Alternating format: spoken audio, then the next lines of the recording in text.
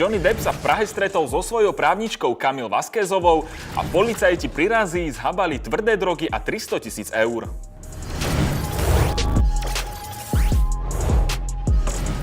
Dnes máme pondelok a s ním už 400. vydanie tvojich obľúbených Fresh News. Tak sa pohodlne usaď a sleduj až do konca. Odsúdený na úteku David Žigo alias David Hustle pochádza z Bratislavy a v minulosti spolupracoval s viacerými dobre známymi repermi z domácej scény, napríklad s Pilsim, Lokom alebo Doketinom. Nie je známe, za čo ho odsúdili, no vo viacerých skladbách rapuje o drogách, inej trestnej činnosti a zároveň má vo videoklipoch sušinu podobnú marihuane.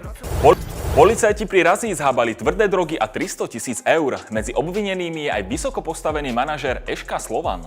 Akcia Parketár, počas ktorej zaistili pervitín, kokain a peniaze, prebiehala na území Slovenska, Maďarska a Rakúska.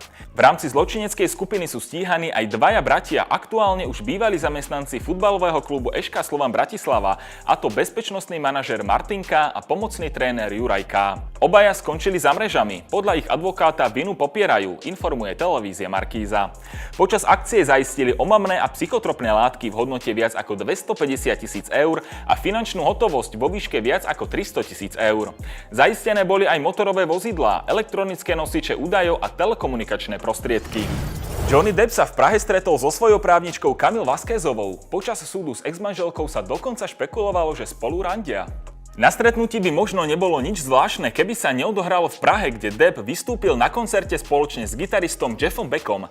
Depp s Beckom sú momentálne na európskom koncertnom turné, na ktorom propagujú spoločný album s názvom 18.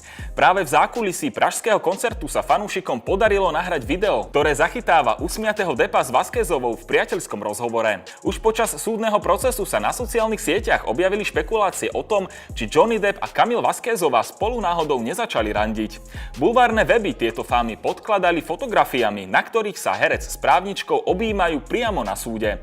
Vasquezová akékoľvek špekulácie poprela. Uplynulý týždeň vyšli 3 lákavé seriály, ktoré rozhodne stoja za tvoju pozornosť. Prinášame ti naše krátke recenzie, a to samozrejme bez spoilerov. Po krátkej pauze pokračuje finálna séria Better Call Saul a tvorcovia začali druhú polovicu dosť zostra. Nebudeme nič prezrádzať, no ak si videl predošlú časť, vieš, že dej smeruje veľmi zaujímavým smerom.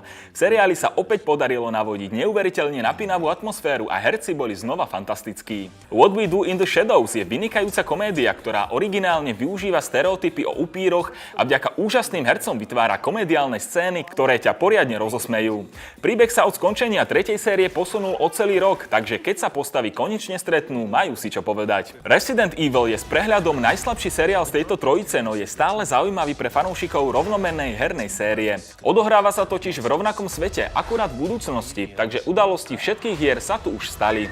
Hlavnou postavou je Albert Wesker a jeho dve céry, ktoré s ním žijú v New Recon City. Čo všetko zažil tým Refresher leta na Širave? Sleduj krátku ukážku prvého vlogu, ktorý nájdeš na našom YouTube kanáli. A z môjho auta počuť sme ready robiť zlobu. Nech tu prídu, lebo tu majú dobré langoše. Ja som to dokázal, som v televízore.